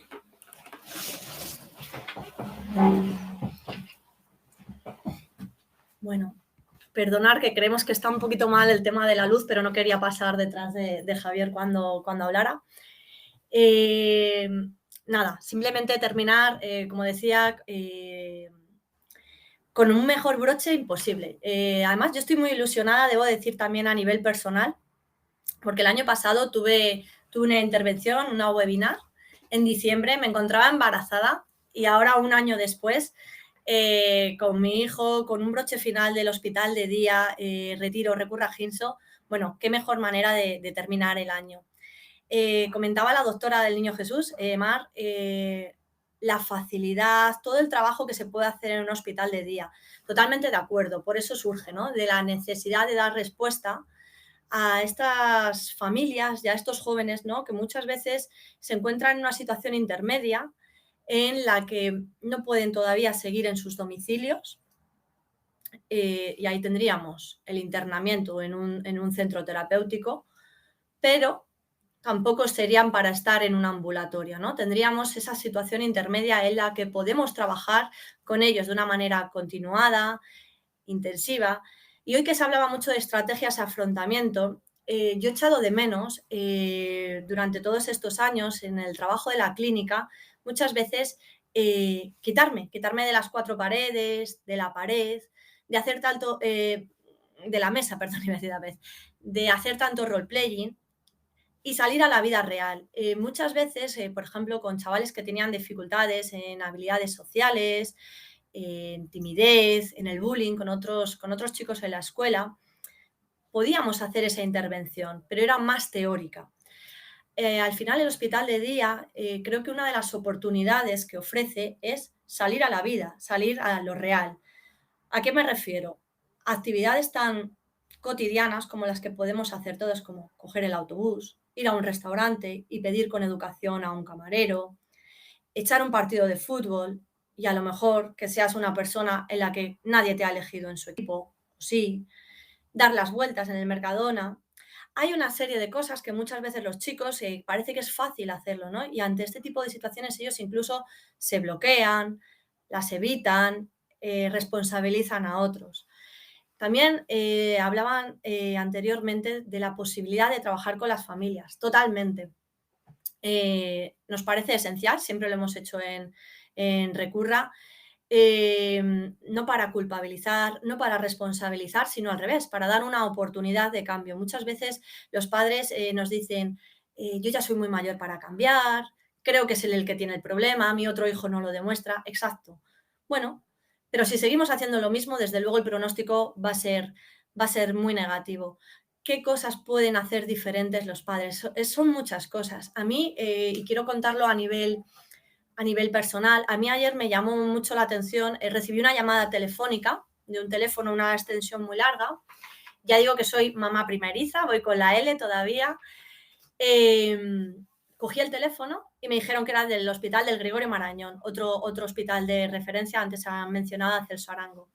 Bueno, le dije, sí, ¿qué querían? Hace unas semanas yo tuve que llevar a mi hijo, nada grave, simplemente por el típico problema de bronquiolitis.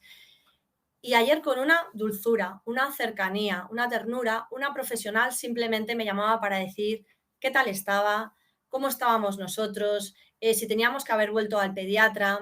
Me dio muchísimas herramientas y yo simplemente le di las gracias y le dije que por favor que lo transmitiera al resto de los compañeros, porque esa llamada, que habían sido 5 minutos de reloj, me había dado tranquilidad, me había dado mucha seguridad. Y sobre todo creo que muchas veces las personas, desde la desinformación, desde el miedo que tenemos, desde las alarmas que a veces vemos incluso en los medios de comunicación, exigimos mucho, ¿no? A una sanidad que a veces es verdad que está ya muy tensionada.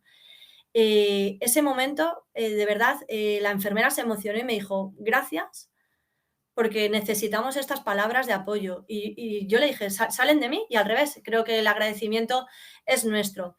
Creo que las familias que nos sintamos apoyadas por los profesionales es totalmente necesario. Es algo que también creo que aporta el hospital de día, esa flexibilidad, esa cercanía, ese día a día en el que el chico a lo mejor esa mañana dice no quiero ir al hospital porque hoy no me he levantado de buen pie, no quiero ir a clase, poder llamarle, echarle una mano, vente aquí, oye, vamos a hablarlo tranquilamente y a lo mejor darnos una vuelta por el retiro. Creo que también los profesionales a veces debemos de salir un poco de la consulta y acercarnos. Trabajamos con niños, trabajamos con jóvenes, trabajamos con padres que antes, Galiani lo decía, ¿no?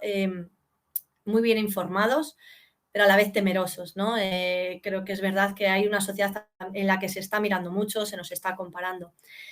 Nada, ya digo, termino con el mejor broche. Estáis todos invitados, todas las personas que quieran venir al hospital de día.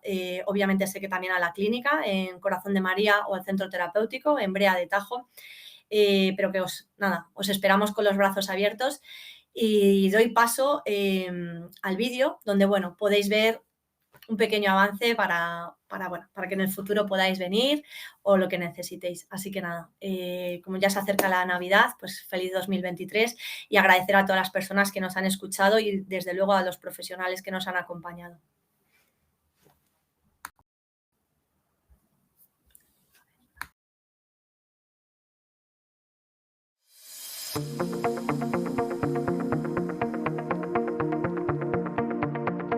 Estamos en el Hospital de Día Retiro Recurra Ginso, donde trabajamos con menores de 12 a 17 años, chicos y chicas que presentan dificultades de comportamiento, dificultades en el estado de ánimo, con sus familiares o también a nivel escolar cuando a veces hay chavales que han recibido bullying o ellos mismos han sido agresores. Somos un equipo multiprofesional donde tenemos distintas áreas, el área de la psiquiatría, terapeuta ocupacional, monitor de ocio y tiempo libre y, como no, la figura del maestro, muy importante para nuestros menores.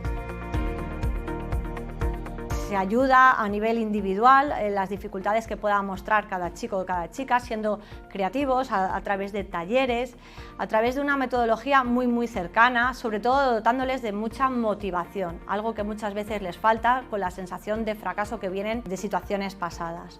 Además de la terapia individual, tenemos otros recursos como la terapia familiar, aquella que se produce con los padres, con los hermanos, donde muchas veces hay roces y en casa es difícil poder hablar de diferentes situaciones y casuísticas. Para eso está este espacio de cercanía, un espacio seguro donde los chavales se sienten protegidos para poder contarnos y contar a sus padres qué necesitan, qué les gustaría y sobre todo ser escuchados. Igual de importante puede ser la terapia de grupo junto con otros. El especialista, en este caso el terapeuta, lleva un tema importante como puede ser la empatía, la comunicación, la relación de iguales y el resto va devolviendo a ese menor cómo se ha sentido con esto que él le ha dicho. Es importante que los chicos se hagan espejo de uno a otro y puedan decirse en qué mejorar, qué no les ha gustado del otro, porque muchas veces reciben mejor esto que de un terapeuta. Otro pilar básico que nos parece realmente importante y esencial es dotar a los chicos y a las chicas de valores. Mucho puede ser a través del juego, de talleres, de salir al retiro, de correr, del deporte, de actividades donde ellos disfruten, lo pasen bien, pero a la vez puedan poner en práctica habilidades sociales que luego les faciliten llevar una vida adulta sana, donde ellos se sientan bien, donde estén a gusto con ellos mismos, con la familia y con amigos. Esa es la actividad que nosotros realizamos. No es un niño con un problema, es un niño que tiene un problema y que lo disolvemos entre todos, porque su hija y su hijo no viene a resolver su problema, también viene a ayudar a quien lo tiene. Lo he dicho toda la vida, los niños, los jóvenes no son el futuro, son el presente. Y si tienen problemas hoy, atendemos hoy, con expectativa, con esperanza, con confianza en el futuro. También en ustedes, también en nosotros. ¿Y dónde? Enfrente del Retiro. Hospital de Día Retiro. Recurra Ginso.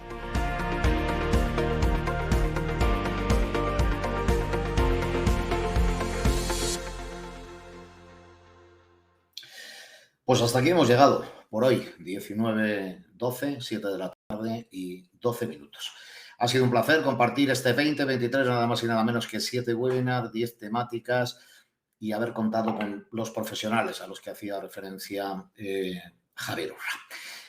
Beatriz Urra ya está ahí, ya la ven, pero Javier Urra no se retira, que se va al retiro, o sea, que la había interpretado mal.